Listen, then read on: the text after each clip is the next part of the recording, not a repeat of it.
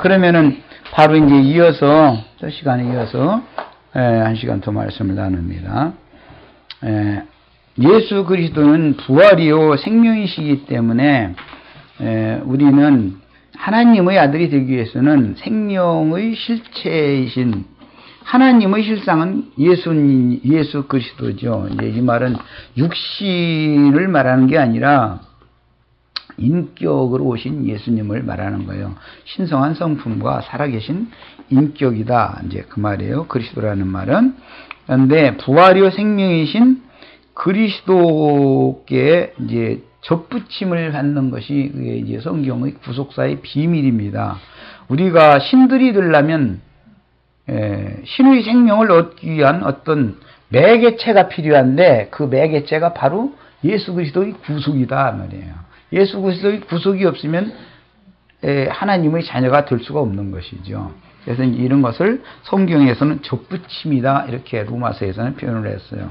로마서 11장에는 접붙임, 돌감람나무가 참감람나무에 접붙여져 가지고 좋은 열매를 맺게 되는 이제 그런 비유 얘기가 나왔죠. 성경은 창세기 48장 5절에서 6절을 같이 읽겠습니다. 창세기 48장에서 찾습니다. 5절, 6절 읽습니다. 창세기 48장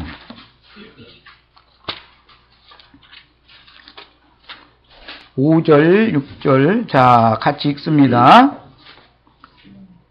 내가 애굽으로 와서 내게 이르기를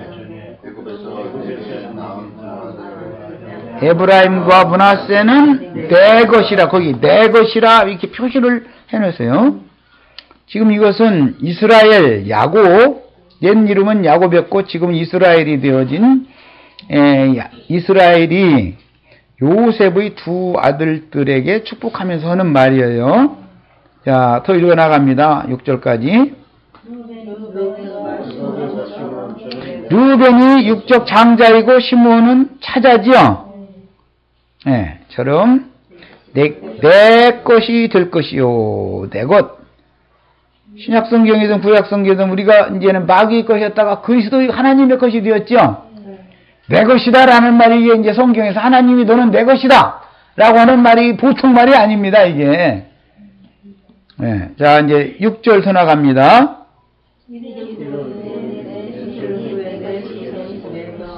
여기서 네 것이 될 것이요 라는 말은 요셉의 것이 된다 그 말이에요. 에브라임과 므낫세 지금 현재 낳은 그 두 아들은 요셉의 아버지 것이 되고 이 두 사람의 동생을 낳은 경우에만 요셉의 것이 된다 지금 이 말을 하는 거예요. 6절은 네 것이 된다라는 말은 요셉 것이 된다 이 말이잖아요. 이들 후의 소생이 네 것이 될 것이며 그들의 유산은 그 형의 명의 하에 함께 얻게 된다 이렇게 했어요. 로마서 1장 6절 읽습니다. 찾아 읽습니다.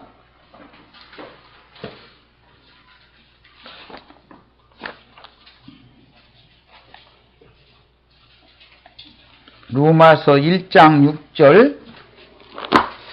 자, 누구의 것이었다가 누구의 것이 되는 문제는 이것은 우리 그 박자매 친정 아버지 성씨 이름으로는 뭐였어? 응? 남혜경인데 박혜경이 된 것은 이건 너무 잘한 거예요. 자, 뭔 말이냐? 본토 친척 아비집 땅의 아비집에서 떠나서 하늘 아버지 집으로 하나님의 아들에게 시집을 가면 성씨가 바꿔줘야 당연히 당연한 거예요. 그건 너무 당연한 거예요. 본토 친척 아비집의 일을 이제 잊어버려야 된단 말이에요. 땅의 것은 다. 그리고 시댁 성씨를 따라요. 그 시댁 성씨를 내가 따르지 않으면 내 자식을 통해서 시댁의 후사를 이을 수가 없단 말이에요. 그래서 미국은 지금 성경에 따라서 그 그리스도인들이 와서 세운 나라였기 때문에 그래서 남편 성씨를 딱 바꿔버리는 거예요. 그래서 바꾸는 거예요. 우리가 세상 사람일 때는 세상 그 규례를 따라서 살다가 주님께로 시집을 가면 성씨가 종자가 말이야. 씨라는 건 종자지요. 종자. 예? 종자가 하나님의 종자를 내가 잉태하고 해산해서 하나님의 후사를 낳아서 대를 이어줘야 되니까 성씨를 당연히 바꿔야 되는 거예요. 그 이제 그래서 박씨로 바꾼 거 아주 잘했어. 아주 잘했어. 뭔 뜻인지도 모르고 바꾸면 안 되니까 이런 것도 일러주는 거예요. 또 괜히 결혼식 할 때 이쁘라고 신부 드레스 입고 뭐 머리 이렇게 막 이쁘게 치장해서 이게 머리 두건 두르고 그러고서 이제 예식했는데 왜 그런지 알아? 그거 이쁘라고 그런 것 같으지. 신부가 참 아름답다고. 그게 아니야. 그게 유대인들의 혼례법에 따른 거예요. 그것은 드레스를 입는 것이 목적이 아니고 머리를 덮는 거예요. 머리를. 그건 뭐냐면 오늘부터는 네가 머리 노릇하는 게 아니라 네 남편이 머리고 너는 몸이 되는 거다 해서 아름답게 보면 치장을 하고 머리를 덮어버리는 거예요. 그게 성경의 규례에 따라서 그러는 거예요. 아내가 남편에게 대들으면 안 된단 말이야. 일단 결혼을 하면 말이야. 결혼하기 전에는 지멋대로 살아도 되지만 머리가 둘이면 큰일 나는 거야. 집안이 이건 무너져 깨지는 거예요. 머리가 둘이면. 생각이 서로가 달라가지고 오면. 그런데 이것은 세상 나라에서는 아내가 자꾸 아내 쪽으로 이렇게 끌어가는데 머리가 끌려가면 안 된단 말이야. 머리가 컨트롤 모든 걸 다 하는 거예요. 모든 가정사 핸들은 머리가 하는 거예요. 머리가. 아내는 순종할 뿐이에요. 성경은 그래서 아내들아 남편에게 순종하라 이게 말이에요. 오늘날 이 입장에서는 남녀 평등 뭐 했었는데 난 그렇게 안 해. 이제 내일 모레 곧 나 이제 4월 10일 날 가면 이제 혼인식에서 이제 그 주례를 해야 되는데 나는 신부 보고 남편에게 순종을 하고 성경대로 난 그렇게 말하지. 남녀 평등이고 난 이런 소리는 절대 안 해. 거짓말을 왜 해? 성경 있는 대로 해야지. 우리 자매님들도 이제라도 배우란 말이야. 이제라도. 그러면 가정이 평안하게 돼 있어. 그 대신 남편 보고는 정신 차리라고 그러지. 또 무조건 오고 또 그렇게. 남편이니까 머리로서의 책임을 말해 다 해란 말이야. 병대병하고 괜히 게으름 빌라고 그러고 절대 그러니까 말이야. 남편은 남편 노릇을 해야 되고 위치를 지키고 아내는 아내의 신분과 지위를 딱 지켜란 말이야. 그래야 정상적인 가정이다. 이게 성경 이야기단 말이야. 괜히 사람 듣기 좋은 소리를 해서는 안 되는 거예요. 바르게 딱딱 가르쳐서 해야 그게 하나님의 쪽이지. 뭐 어디까지 갔는데 이제 로마서 1장 6절 찾으셨으면 읽습니다.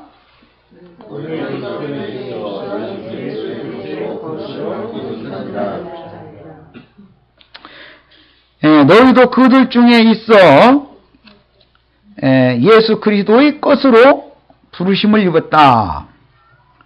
여기서는 이제 번역을 이렇게 했는데 요한복음 17장에서 보겠습니다. 요한복음 17장을 봅니다. 이 근거를 찾는 거예요. 11조 강에서에서 내가 이것을 강력하게 강조하는 말씀을 많이 해놨는데 저 11조 강의 책을 좀 많이 좀 찍어가지고 이게 막 무료로 그냥 한국 식당 이런 데 그냥 막 싸놔요. 그러면 한 번씩 갖다 볼 거 아니에요. 보면 사람들이 이게 좀 눈이 뜨이는 사람들도 있을 거예요. 전화도 하고 그러면 전도가 어쨌든 전도를 해야 될 거 아니에요. 사람을 만나려면. 그러면 돈 아끼지 말고 다른 데 그냥 좀 고기 한번 덜 사 먹고 그런 데 쓰란 말이에요. 그러니까 전도하는 목적으로 사는 거 아니에요. 우리는.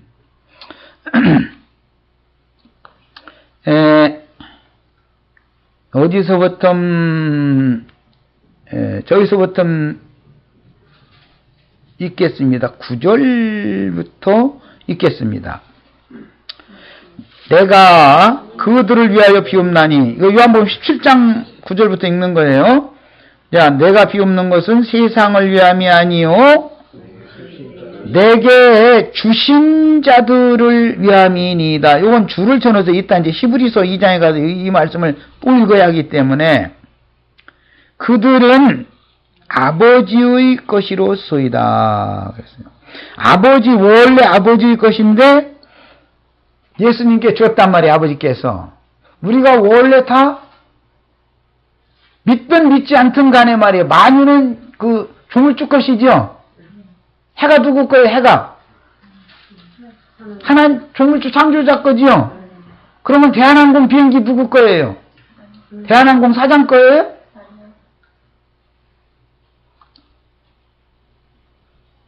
모든 만물과 만사가 다 조물주의 것인 거예요. 아, 내가 돈 주고 샀는데, 돈 주고 사기 전에 재료가 어디서 나왔으며, 만드는 기술은 어디서 나왔으며, 왜 그게 생겨났겠어? 나 같은 사람 전도하는데 태워 다니라고 비행기가 생겨난 거 아니겠어요? 세상 사람들 놀러 다니라고 비행기 나온 거 아니에요? 컴퓨터 왜 생긴 것 같아요? 컴퓨터. 전도하라고 생겼죠? 인터넷이 왜 발달하는 것 같아요? 전도하라고 그러는 거예요, 전도하라고. 나는 생각을, 대사를 그렇게 생각해요. 하나님은 이를 위하여 모든 것이 존재한다, 이거예요. 있으라 하시는 그분, 근원적인 존재자가 계시기 때문에 뭐가 생겨나는 거예요. 이런 것을 개발하고 발견하는 그 지혜가 누구로부터 온 거예요? 사람 안에서 다 나온 거죠. 사람에게 지혜를 주신 분이 누구예요, 그러면 이제? 그 사람을 세상에 보낸 분이 누구예요? 하나님 거죠. 근원이 이렇게 중요한 거예요. 생각을 다 바꾸셔야 돼. 나의 생명도 주님 거다. 말이야. 하나가 우리 박형제 자식이기 전에 하나님이 것이었다라는 말이야. 나는 책임자일 뿐이다 이거예요. 부모는 하나님께서 그 가정에 이 아이를 낳게 만들고 책임지고 양육 잘해서 전도하고 반드시 하나님의 세계로 그 영혼이 돌아오도록 전도를 하라고 의무를 지어주는 거예요. 이런 책임을 다 할 줄 아셔야 돼. 부모는 부모의 위치, 지위를 지킬 줄 알아야 된단 말이야. 자식은 자식의 신분과 지위와 위치를 지켜야 되는 것이고 당연히 그렇게 하면 하나님의 질서가 절대 어김없이 잘 돌아갈 수 있는데 인간들이 뭐든 거스르기 때문에 심판이 오는 거단 말이에요. 야, 내 것은 다 아버지의 것이요. 그러니까 아버지께서 원래 아버지 것을 아들에게 주었으니까 이제 아들의 것이 됐죠. 예수님 것이 됐죠. 그런데 예수님이 내 것은 다 아버지의 것이요. 아버지의 것은 또 내 것이온데 그러니까 상속자죠. 아버지 것이 내 것이고 내 것이 아버지 거 아니에요. 누가 보면 저 16장에 보면 맏아들 보고 야, 다 내 것은 네 거 아니냐. 그런데 뭐 염소새끼 한 마리를 그렇게 원하냐. 몽땅 다가 네 건데 염소새끼 있는 전체가 다 네 거 아니냐 말이요. 근데 그 한 마리 가지고서 그냥 나한테 안 줬다고 불평하냐 말이요. 이러잖아요. 그것은 이상이 없으면은 아버지 것이 다 내 것이라는 이상이 없으면 염소새끼 한 마리만 원하면 그것만 지껏 띄고 마는 거예요. 난 그렇게는 안 가죠. 아버지 거 몽땅 상속해달라고 난 그래버려요. 아버지 곡하기만 기다려 그랬다. 아버지만 곡했다. 그럼 이제 다 내 거다.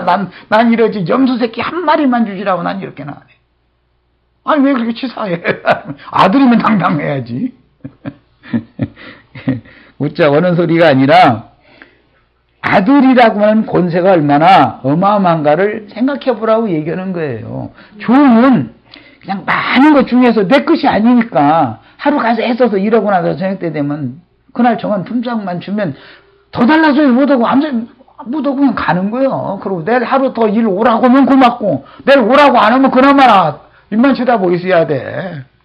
내일 그냥 품삯 줘가면 내일 하루 더 좀 수고 좀 해달라고 하면 너무너무 황공하고 그런 아들은 내 일이 있어도 내 집 일이고 없어도 내 집 일이고 뭐 다 내 건데 뭐 어차피 이게 예수님의 형제들이 돼서 한 아버지의 아들들이 된다는 것이 이게 보통 문제가 아니다라는 걸 꼭 이해하셔야 되겠어요. 이건 후사 상속과 지금부터 이제 관련시키기 때문에 그래요. 부정한 여자가 나온 자들은 후사 상속을 절대 할 수 없는 거다. 반드시 정결한 처녀가 났어야 되는 거다. 이제 이 얘기를 해나가려고 그러는 거예요, 지금요. 성경의 흐름을 알아야 된다는 거예요. 자, 이것은 소유권 이야기인데, 우리들이 주 예수여라고 한다는 말은 주라는 것은 당신이 만유와 만물의 주인일 뿐 아니라 내 자신의 주인입니다. 그 말이지요.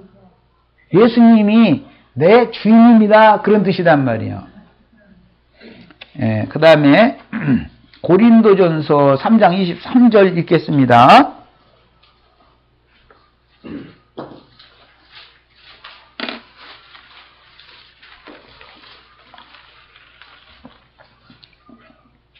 너희는 그리스도의 것이요. 이 말씀의 근원은 요한복음 17장 9절 10절에서 사도들이 또 재인용을 하는 거예요. 그리스도의 것이요. 그리스도는 하나님의 것이니라.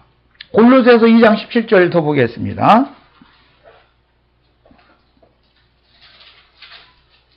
원래 우리는 하나님의 것이었는데 예수님에게 주셨으니까 우리가 그리스도의 것이고 그리스도는 하나님의 것이다. 이렇게 표현한 거예요. 자, 골로새서 2장 17절입니다. 읽습니다. 이것들은 장래일의 그림자이나 뭐 날짜 지키고 절기 지키고 쓰는 이런 모든 율법 종교 실행이라는 것은 장래 실현될 것에 대한 그림자이나 몸은 그리스도의 것이니라 그랬는데 여기에 나오는 몸은 부활하신 예수 그리스도의 새 몸을 말하는 거예요. 그게 뭘 말하는 거예요? 궁극적으로는 교회를 말하는 거예요. 예. 오늘 최근에 이제 3일체가 맞냐 아니냐 때문에 이게 우리 저 사이트에 어떤 분이 들어가지고 부활하신 날 그 예수님의 몸을 생각해 보라고 이제 그랬걸래.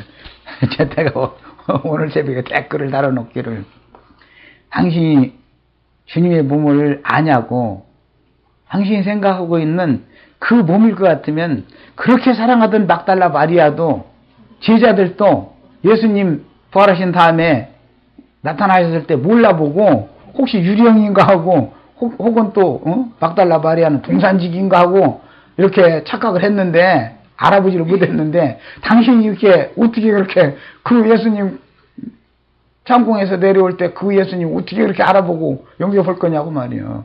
나는 이미 주의 몸에 붙은 지체가 됐는데 내 말 알아듣냐고 나 이래놨어요. 뭔 소리인지 이제 그 사람들은 지금 내가 뭔 소리를 이제 저 사람이 완전히 간 사람이지. 그래. 세상 말로만 나는 맛이 갔어. 그 사람들이 볼 때는. 근데 내가 볼 때는 그 사람들은 도른 사람들이요.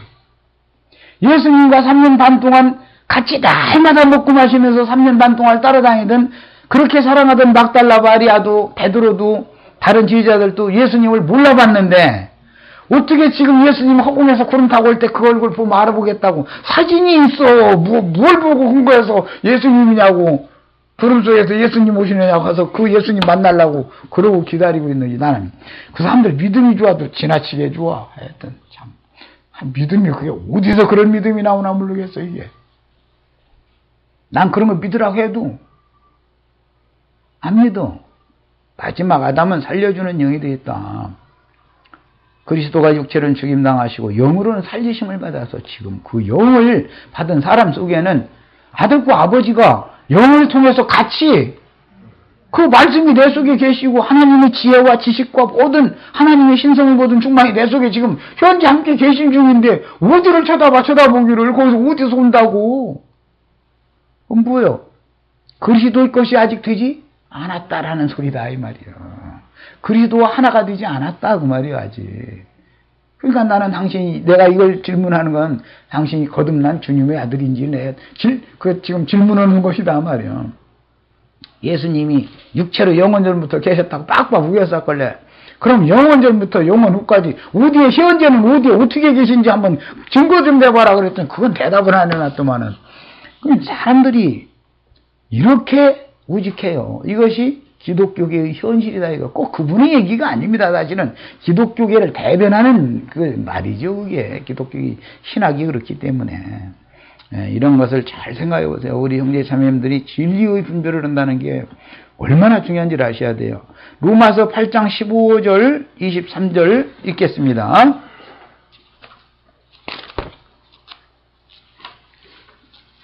로마서 8장 15절 23절 2절 읽겠습니다. 14절부터 읽겠습니다. 무릇 하나님의 영으로 인도함을 받는 사람은 곧 이제 본론이 나왔습니다. 하나님의 영으로 인도함을 받는 사람이 곧 하나님의 아들이죠. 많은 하나님의 아들들은 뭐예요? 히브리어로는 뭐라고 했어요? 엘로힘. 한글 번역으로 하면 신들이란 말이에요. 신들. 오늘 우리가 지금 신들의 회의에 참석해 있죠. 우리가 다 지존자의 아들들이 맞아요? 안 맞아요? 하나님의 아들들. 하나님의 아들들은 하나님의 영으로 인도함을 받는 자들이고 반대로 그러면 세상의 영의 인도를 받는 자들은 마귀의 자식들이겠죠. 맞아요? 틀려요? 왜 대답들을 그냥 안 해? 뭔가 자신이 없나? 왜냐면 너희는 다시 무서워하는 종의 영을 받지 아니하고 여기 이제 양자의 영을 받았으므로 우리가 아버지라고 부르짖느니라 그랬는데, 양자라는 동그라미를 이렇게 해놓으세요. 양자. 이것은 히브리인들의 개념의 양자라는 말과 이방 나라 사람들의 양자라는 말의 개념은 다릅니다. 이방 세계에서는 우리 이제 그런 걸 아는 분도 있을 수도 있고 잘 모를 수도 있는데, 가령 어떤 집안이, 그 집안이 대대로 뼈대가 있고 아주 훌륭한 집안인데 어떻게 하다가 그 부인이 딸만 계속 낳고 아들을 못 낳았다든지 자식을 아예 못 낳아. 그런데 후처를 두지 않고 다른 여자를 이제 보면 자식을 얻었겠지만 그냥 백년해로하고 그냥 부부가 그냥 인생을 끝내게 되어져서 나이가 많이 들게 되면 그 가문을 이을 후사가 없기 때문에 가장 가까운 근족 중에 형의 아들이나 동생의 아들이나 이런 사람들을 자기 가문의 아들로 호적에 등재를 하지요. 형의 가문을, 그 조카를 조카라고 하지 않고 자기 아들로 입적을 딱 시키고, 형의 가문에서는 이제 호적법에서 그걸 빨간 줄에서 딱 지워주고 이쪽 아들로 입적을 시켜주잖아요. 그런 경우를 양자뒀다 이렇게 말하지. 양자라고 그래요. 양자드렸다. 그것은 대를 잇기 위한 수단이란 말이에요. 이번에는 로마서 8장 23절을 더 읽습니다. 그뿐 아니라 또한 우리 곧 성령의 처음 익은 열매란 그리스도의 성령을 말하는 거예요. 받은 우리까지도 속으로 단식하여 무엇 될 것? 양자 될 것, 곧 우리 몸의 구속을 기다리느니라. 우리가 몸의 구속을 받으면 양자가 된다 이랬어요. 지금 앞에 양자의 영을 받은 문제와 양자의 영을 받으면 하나님의 아들로 입적이 된 거예요. 마귀의 아들이었다가 뿔감나무에서 딱 자르다가 참 감람나무에다가 다 적을 붙이는 거죠. 그래가지고 하나님의 아들로 입적을 딱 시켜주는 거예요. 그랬어도 지금 현재는 확실한 그게 안 된단 말이에요. 몸의 구속을 받고 나면 완전히 양자가 이제 된다 이건지. 그래서 이 양자라는 뜻은 접붙인다라는 개념도 있지만 다운 것이 된다. 이제 헬라어 원문을 보면은 무엇답다. 아들이라도 다 아들은 아니고 아들다운 아들이 있죠. 인간이라고 다 인간이 아니라 인간다워야지요. 짐승만도 못하는 인간들도 많이 있으니까 인간답다라는 말이 나오겠죠. 무엇을 닮았다, 무엇답다 라는 뜻이에요. 양자라는 뜻이. 다시 말씀드릴 필요도 없이 양자라는 말은 첫 번째는 접붙인다라는 의미가 있고, 그 다음에는 무엇답다, 무엇 닮았다, 그런 뜻이 있어요. 자, 이것이 이제 헬라어로는 히오데시아라고 그래서, 데오스라는 말이 무슨 뜻이죠? 데오스, 헬라어로 데오스. 신이란 말이 신. 우리 신학교에서 헬라어 기본 강좌를 아직 안 들어갔나? 신학교에서 그거 안 가르치는가 봐. 데오스라는 말은 신이라는 뜻이에요. 그 다음에 히오스라는 말은 아들이라는 뜻이에요. 이걸 두 단어를 합성해서 히오데시아라고 그래요. 이 말은 신의 아들 그 말이에요. 히오데시아 이렇게 이제 발음을 하면 신의 아들들이다 그런 뜻이에요. 이게 구약의 용어로는 엘로힘이죠. 신의 아들들을 헬라어로 하면은 히오데시아라고 한단 말이에요. 구약에는 엘로힘, 신약의 용어로는 히오데시아가 되는 거예요. 그것은 하나님의 아들들이라는 뜻이 되는 거예요. 자, 이번에는 갈라디아서 4장 5절을 읽겠습니다. 로마서 9장 4절 한 절 더 읽고 하겠습니다. 9장 4절.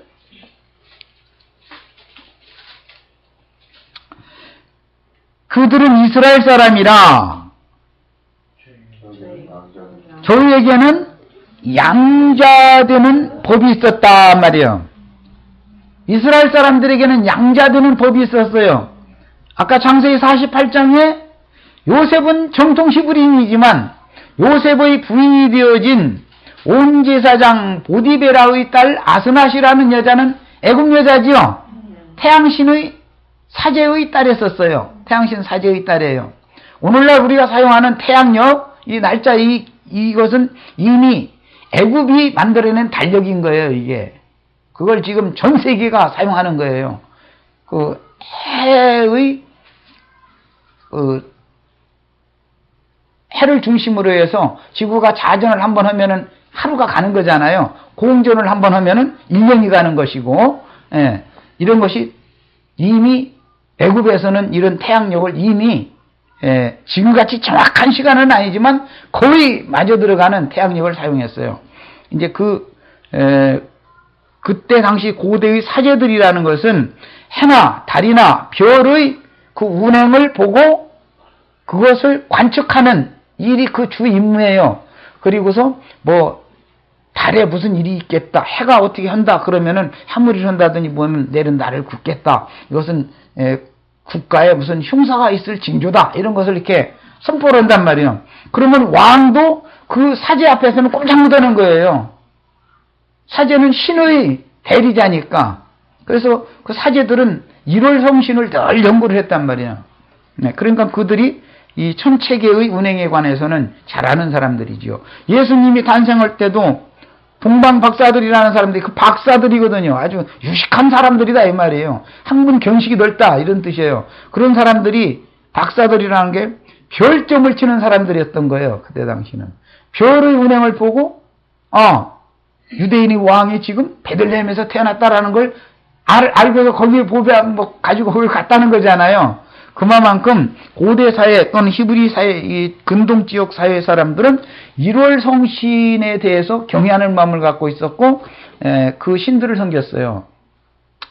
그것이 사실은 참신을 섬기는 건 아니죠. 그걸 조물하신, 조물주신을 섬겨야 되는데, 그 신들을 섬겼으니까 잡신들을 섬긴 거죠. 어쨌든 간에, 이제 이런, 고대 사회의 삶을 약간 아셔야 되겠어요. 이스라엘 사람들은 양자되는 법칙이 있었다면 율법에 아까 창세기 48장 양자되는 법칙이었죠. 사실은 손자잖아요. 그런데 자기 아들로 시켜버리잖아요. 야곱의 손자거든, 요셉의 아들이니까. 그러나 그는 실제적으로 유대인 율법대로 자면 이방의 피가 섞였기 때문에 정통 히브리인의 신분인 아브라함과 이삭과 야곱의 하나님의 아들로서 양자를 시키면 안 되는 거잖아요. 모계는 애굽 여자니까 애굽의 피가 반이 섞인 거 아니에요 지금.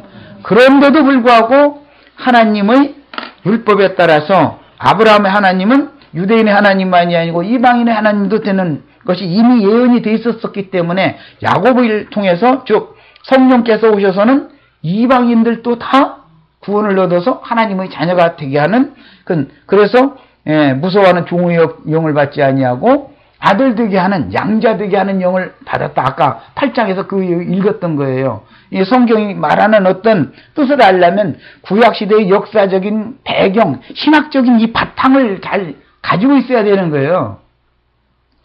그 다음에 갈라디아 4장 5절 읽겠습니다. 갈라디아 4장 5절입니다.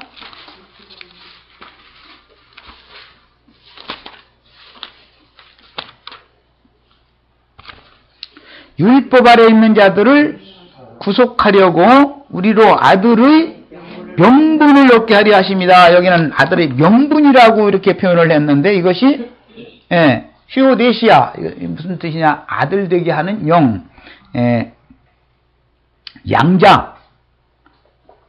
양자 되게 하는, 아들 되게 하는 명분을 얻었다. 야곱과 에서가 다툰 것이 뭐냐면 장자의 명분과 권리 문제 때문에 다퉜었죠. 그런데 우선은 명분이 있어야지요. 명분을 바꾸는 거지요. 다른 사람의 아들인데 내 아들로 입적을 시켜놓으면 명분이 바꿔지는 거지요. 명분이. 그런 거예요. 명분을 일단 얻어야 그 다음에 권리가 생긴단 말이야. 무슨 말인지 아시겠죠? 명분이 우선 되어 있어야, 명분을 취해야만 그 다음에 권리가 주어지는 거다, 이 말이에요. 그래서 이제 예를 들자면, 고대 사회에서는 왕실의 황제는 많은 아내들을 둘 수 있었습니다. 그러나 첫 번째 부인은 그 황실의 그 안살림 전체를 주장하고 왕과 동등한 지위를 갖는단 말이야. 황후이기 때문에 황후. 황제와 똑같은 지위를 갖는 거예요. 다만 황제는 바깥일을 다스리고 황후는 안의 일을 다스린다는 것만 차이가 있었어요. 그래서 두 번째 들여온 어떤 이제 많은 세 번째, 네 번째 뭐 많은 이제 왕비들을 드릴지라도 황후는 한 사람밖에 없는 거단 말이야. 그 많은 그 왕비들이 다 황후가 되는 건 아니죠. 예. 두 번째, 세 번째, 네 번째 이런 그 왕비들을 황후가 임의로 폐할 수도 있어요. 그만큼 권력이 있었던 거예요. 새로 또 들여줄 수도 있죠. 그만큼 황후라는 건 그 권력이 어마어마한 거죠. 시간이 벌써 다 됐네. 그러면 뭐 얘기를 많이 설명하다 버렸네. 조금만 더 하겠습니다. 갈라디아 4장 5절 읽었고 이번에 에베소서 1장 5절 읽겠습니다. 여기까지 읽고 나서 내일 이어서 하도록 하겠습니다. 에베소서 1장 5절. 그 기쁘신 뜻대로 우리를 예정하사 예수 그리스도로 말미암아 자기의 아들들이 되게 하셨으니, 여기 아들들이 되게라는 말이 양자 히오데시와 똑같은 단어예요. 양자라고 번역되었던 단어와 같은 단어를 지금 찾아 읽어드리는 거예요. 이것이 다 구약 성경에서는 히브리어로는 뭐였다고요? 엘로힘, 신들이란 말이에요. 신들. 하나님의 아들들이 다 신들이죠. 아들들 되게 하는 이야기라는 거예요. 히브리서 12장 8절 한 절 더 찾아 읽고 마치겠습니다. 그리고 이제 이어지는 말씀은 내일 나누도록 하겠습니다. 히브리서 12장 8절입니다. 징계는 다 받는 것이거늘 너희에게 없으면 사생자요 참아들, 지금 이 개정성경에는 친아들이라고 했는데 참아들이 아니다. 이게 참아들이라는 이 용어가 히오데시아예요. 헬라어로. 구약성경 같으면은 엘로힘입니다. 하나님의 아들들. 자, 우리는 다 하나님의 이제 양자로서 먼저 명분을 얻고 나서 권리가 생기면 참아들이단 말이야. 참아들들은 후사가 될 수 있죠, 이제. 자, 여기까지 일단 이제 토를 닦는 말씀 나누고 내일 말씀을 더 이어서 나누도록 하겠습니다.